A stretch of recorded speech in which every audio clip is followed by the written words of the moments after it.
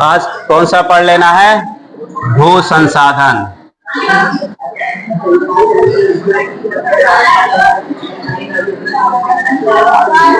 और ये कौन सा है? भूगोल खंड है ना, भूगोल पाठ 1।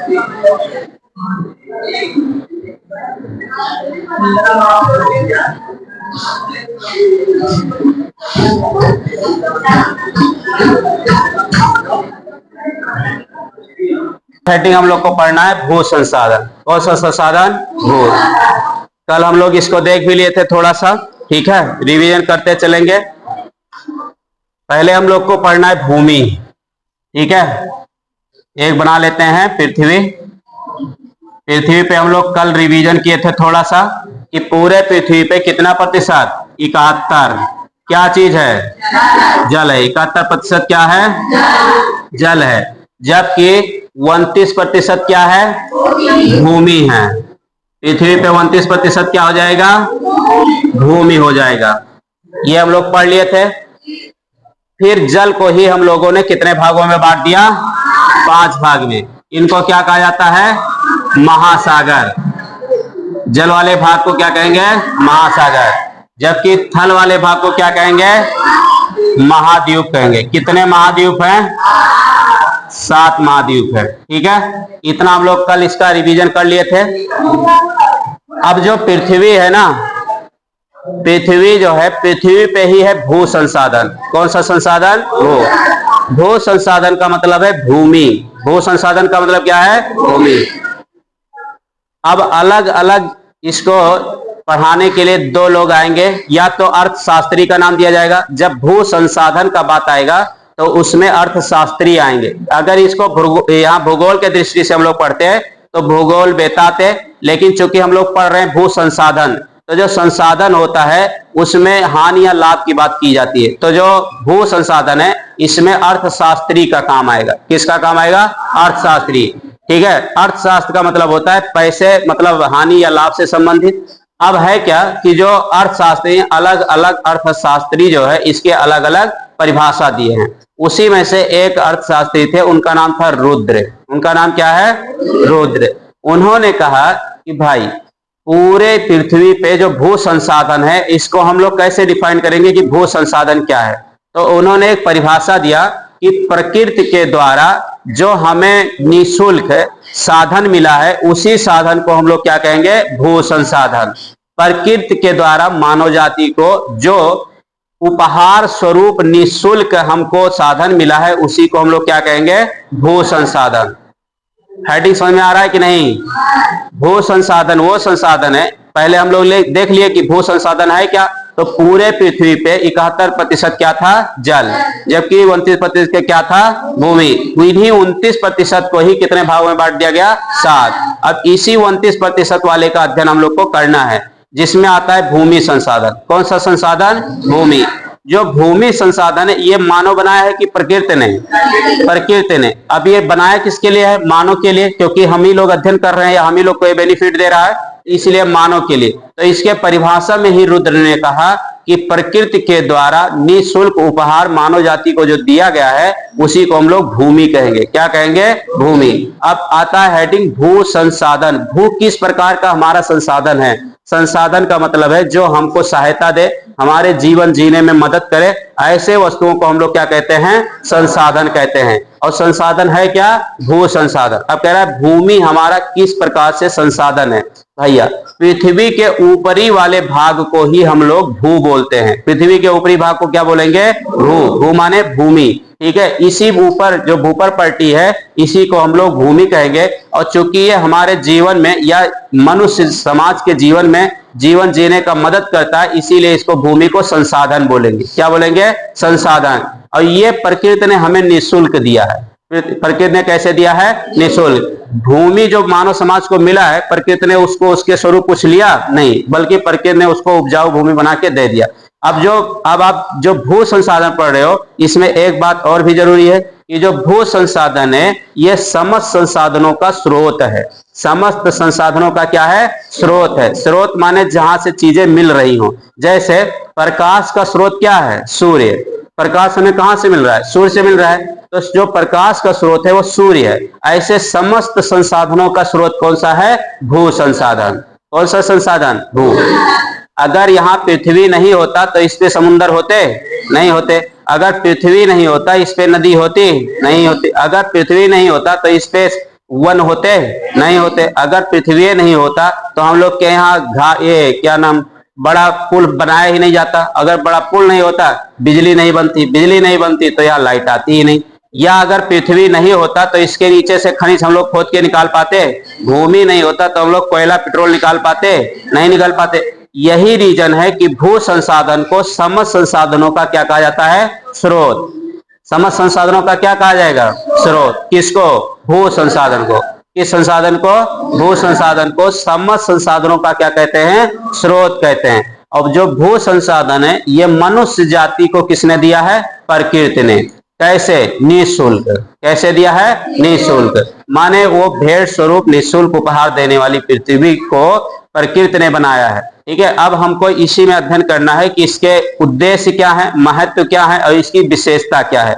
जैसा कि हम लोगों ने कल पढ़ा भी था कि भारत के एरिया कैसे कैसे, जैसे ये पृथ्वी है, पृथ्वी पे कुछ एरिया जो हम लोग 29% भूमि को पढ़ रहे हैं, इसी में से कुछ एरिया ऐसा भी होगा जहां पे पर्वत होंगे। ठीक है। कुछ एरिया पर्वत है। इसी 29% में से कुछ एरिया पहाड़ हो जाएंगे।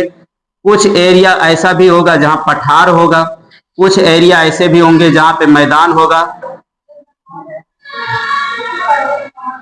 कुछ एरिया ऐसा भी होगा जहां मैदानी क्षेत्र होगा।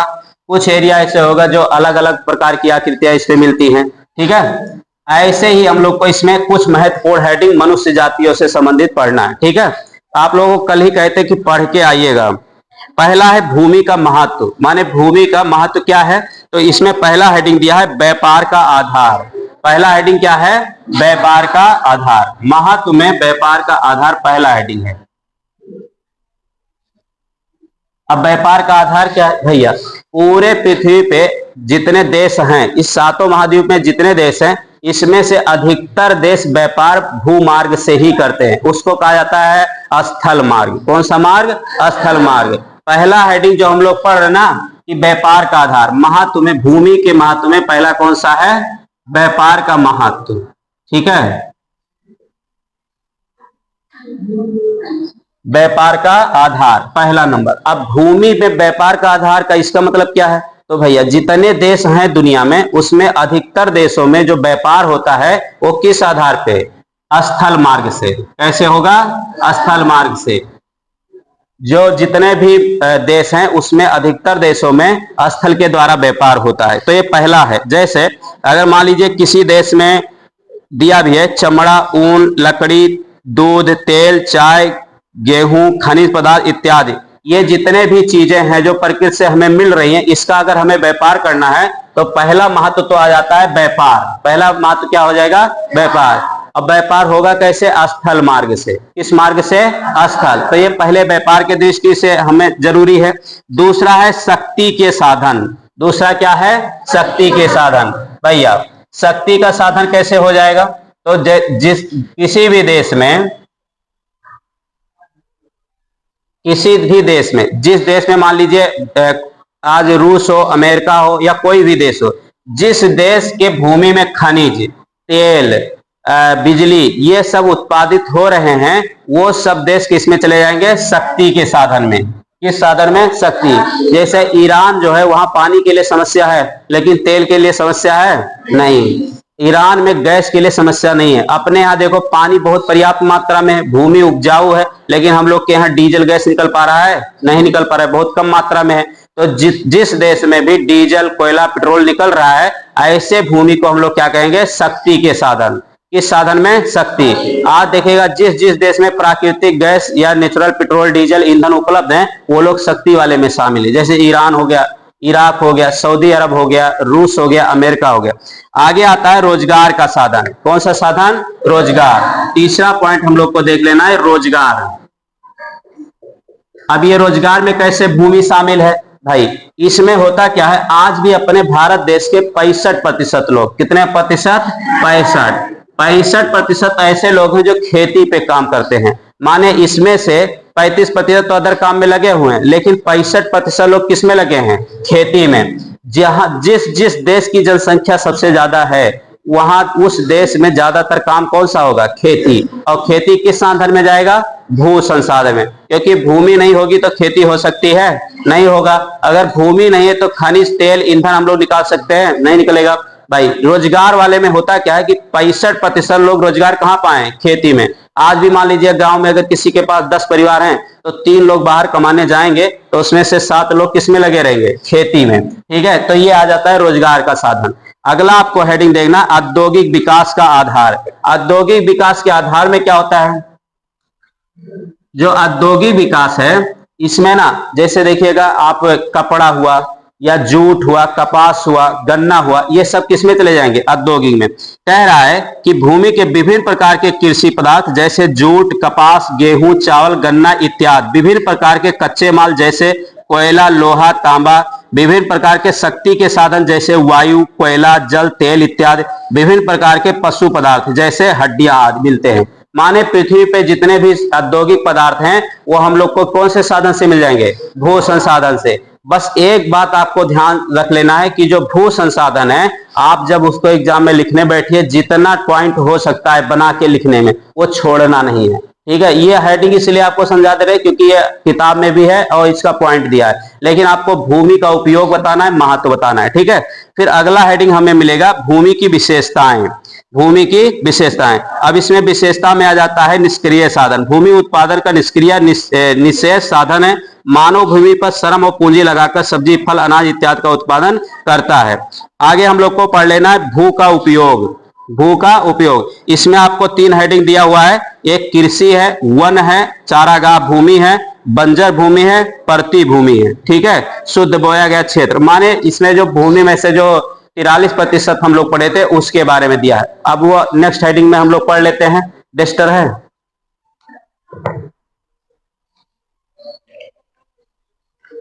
कपड़ा है, लाओ।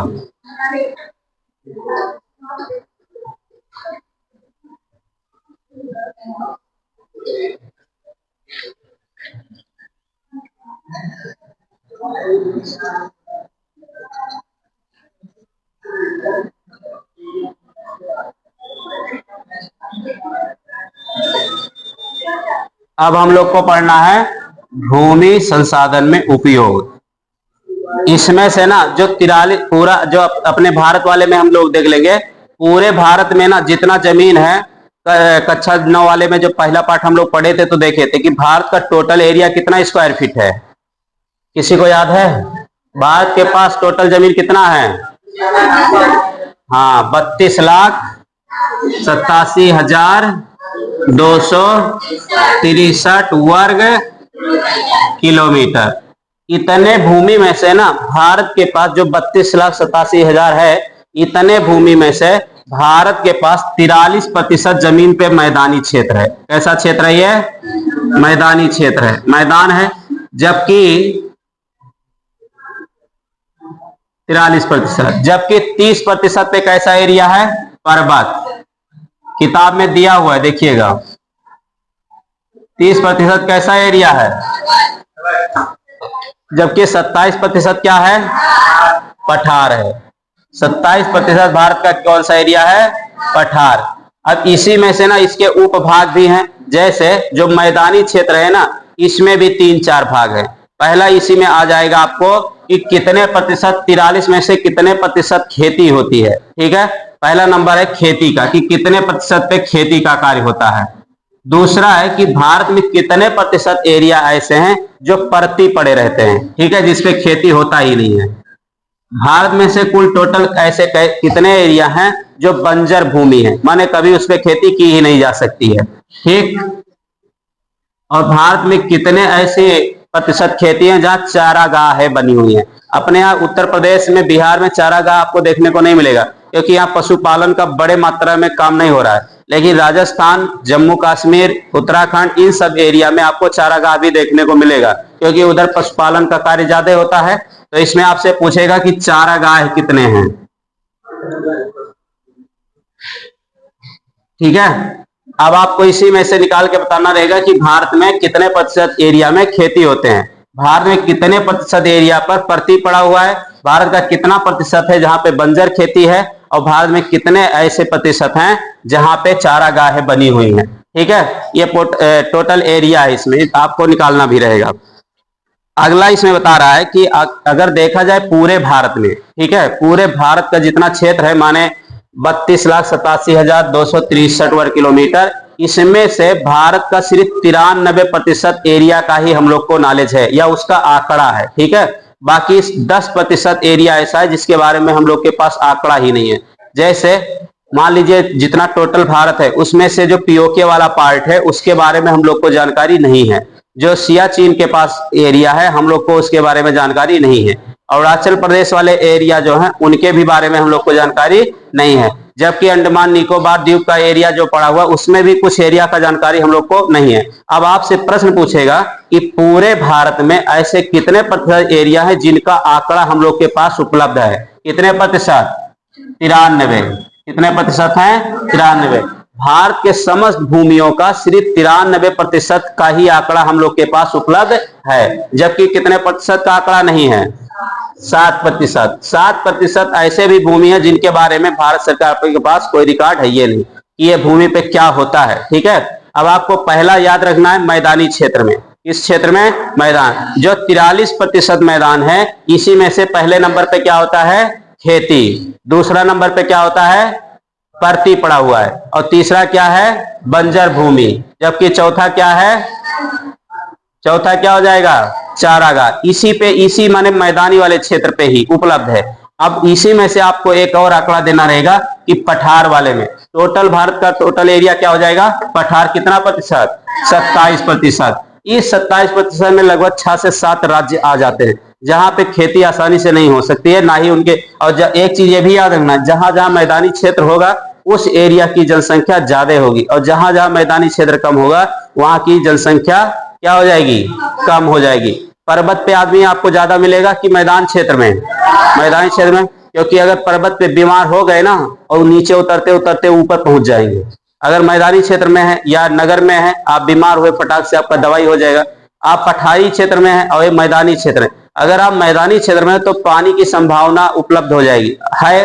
ठीक है, मान लीजिए मैदानी क्षेत्र में हो, नल आराम से लग जाता है, 50-60 फीट खोदोगे नल मिल जाएगा, पानी मिलेगा। लेकिन अगर आप पठारी क्षेत्र में हो ना, दूर दूर तक आपको पानी भी नहीं मिलेगा, क्योंकि पठार वाले में क्या होता है, जो पानी बरसता है वो आसानी से सूख जाता है।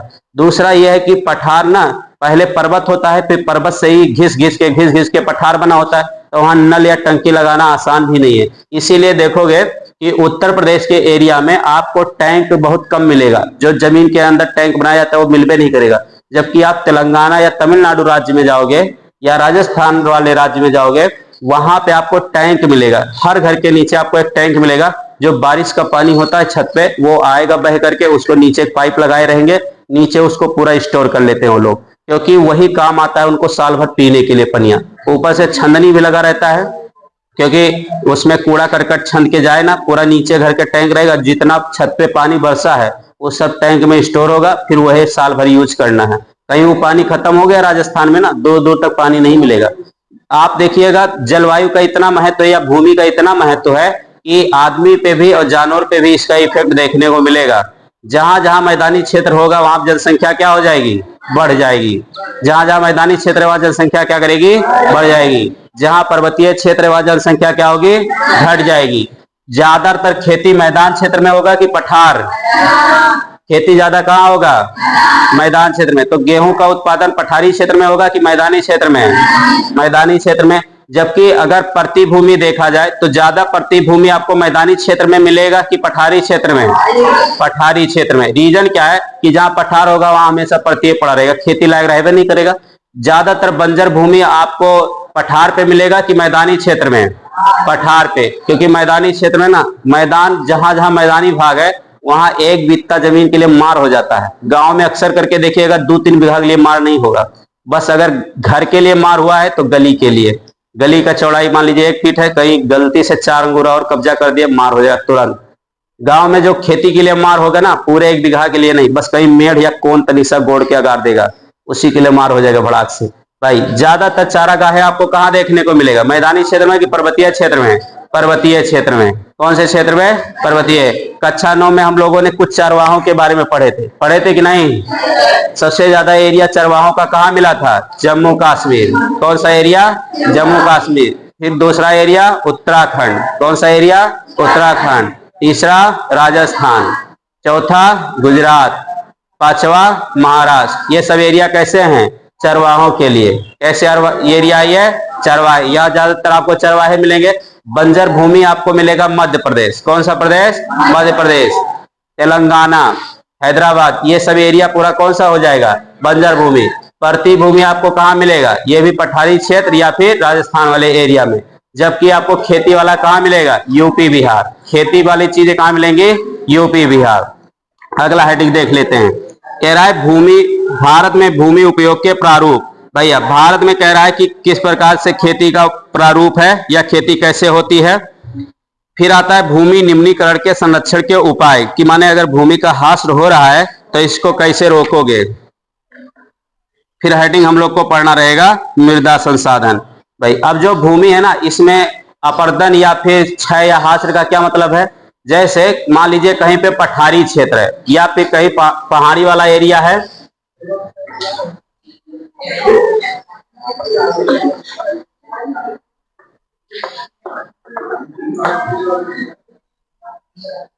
भाई अब इसमें ना भूमि का संरक्षण या निम्नीकरण। निम्नीकरण का मतलब क्या होता है कि जैसे मान लीजिए कहीं पे कोई भूमि है, ठीक है, खेती है, अगर ज्यादा वहां पे सिंचाई हो जाएगा, किसी भी खेत में ज्यादा सिंचाई होगी ना, तो जो मिट्टी है उसकी उर्वरक क्षमता कम हो जाएगी। मिट्टी की उर्वरक क्षमता क्या होगी? कम। ज्यादा सिंचाई से ज्यादा होगा कि कम होगा?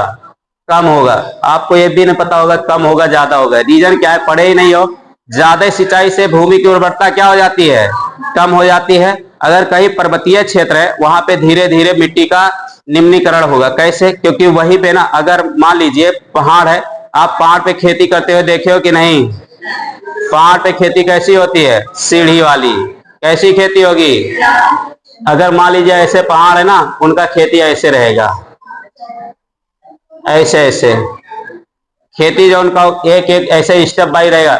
जब पानी बरसेगा ना, पहले इसको खोलेगा, फिर इसको खोलेगा, फिर इसको, फिर इसको, ऐसे सिंचाई करेगा। पूरी खेती कैसी हो जाएगी? पहाड़ पे सीढ़ीदार। कैसी खेती होगी? सीढ़ीदार। अब इसका निम्नीकरण कैसे होता है? तो यहाँ पे पहले पेड़ पौधे लगे होते हैं, फिर धीरे धीरे क्या होता है? पेड़ पौधा हटा दिया जाता है। जैसे कट के खत्म होगा, फिर पता लगेगा जो ये पानी आया ना, ये बह बह करके नीचे आएगा, ऊपर का धीरे धीरे मिट्टी खत्म हो जाएगी। और एक दिन ऐसा आएगा जब पर्वत का आधा एरिया खत्म हो जाएगा या पहाड़ का आधा एरिया ही खत्म हो जाएगा।